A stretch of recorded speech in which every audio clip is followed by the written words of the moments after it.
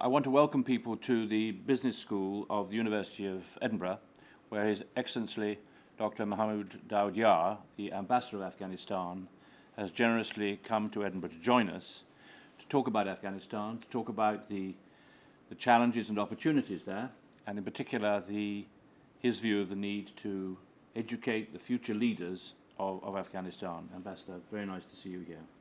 Good evening. Thank you very much for inviting us here. Great pleasure. I wonder if you could talk to us a little bit about the themes that you will be addressing to the students and the faculty here about the opportunities and needs in Afghanistan as you look ahead. Well, I think I would like to talk a little bit about Afghanistan and its recent history, where we were in 2001 and where we are now, and the developments and the progress that have happened during the past 12 years. Also about the remaining challenges that the country faces. I will talk a little about the importance of education for a country like Afghanistan. Of course, education is universally important for all countries, but particularly for a country like Afghanistan that has just come out of the devastation of the 30 years of war. Education is very important. Actually, we lost 2 generations of educated people when the Soviets back in 1978 or 1979 invaded the country. The overwhelming majority of educated people were either killed or they were purged, and they became refugees and scattered all over the world. And since they left, the next generation, the younger generation that was there, they did not get the education. And until 2001, education suffered very badly in the country. And that's why I would like to talk a little bit about the importance of education and building of skills. I will also talk about opportunities that exist in the country in terms of foreign investment and the resources that the country has. And also I will elaborate a little bit about the importance of democracy, the importance of hard work, and of course, as I mentioned before, education for making sure that the country does not go back to previous times and goes forward and becomes a better place for its population and a place from where no threats can emanate for the rest of the world. Earlier this afternoon we met with Hamza Yousaf, Minister at the Scottish Parliament, and we talked also about your view of the importance of women's education. Absolutely. And I know you've said this on a number of occasions. Why do you feel that is so important in Afghanistan? Well, I think women's education in general has a multiplicative effect. If you educate a woman, actually you're educating a whole family. And if you're educating the woman, it means that you're educating the future generation.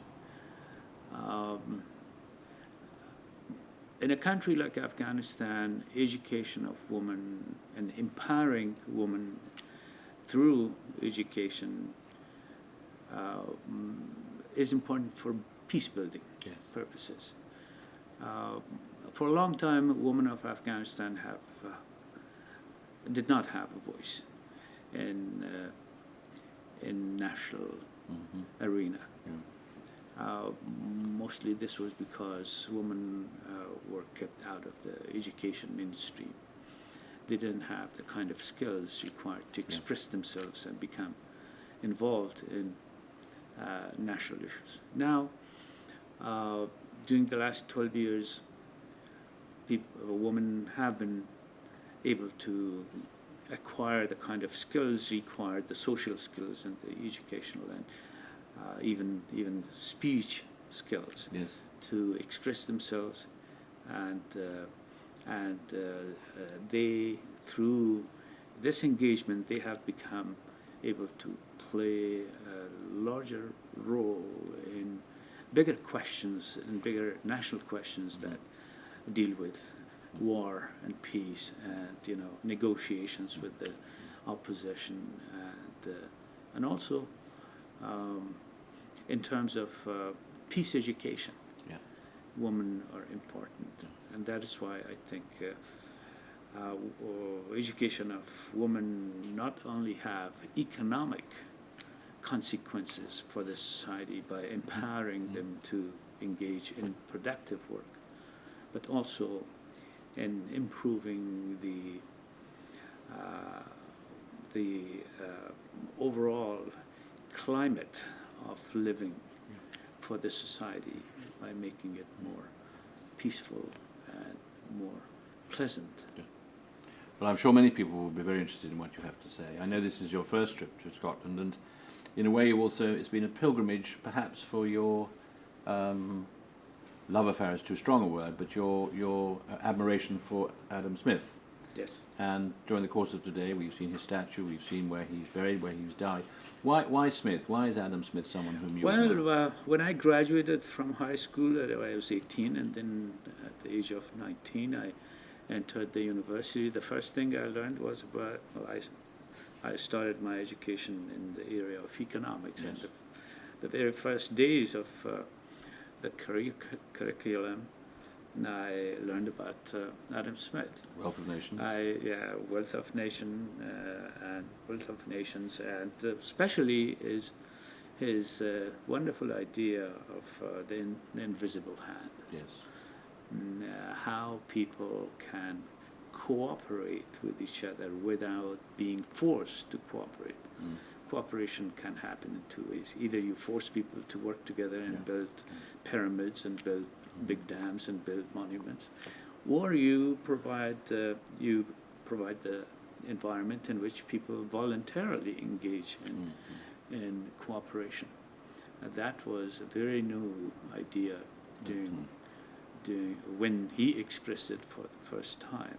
And I think you said to me earlier today that actually since he expressed that and wrote about it, there's been very little advance in real terms in economic thinking. Yes.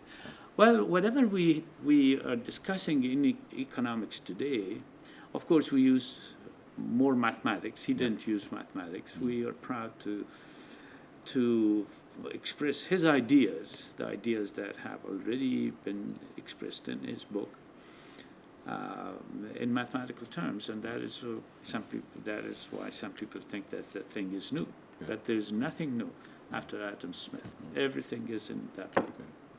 Well, we're absolutely delighted you're here. I'm quite sure that through your interactions with your audience this evening, the students, and those that you see, you go from here to, we travel to St Andrews University, and then from there on to the University of Strathclyde. So 3 universities in 2 days, lots of people to meet, and we are absolutely delighted you're here. Thank you very much. My wife and I are absolutely delighted to be here, and I particularly thank you, Mr. Gow, for your kindness and for your hospitality and your invitation. You're now an honorary Scot, really, so you're part of the Scottish family. Thank you very much. Thank you, sir. Thank you. Very much indeed.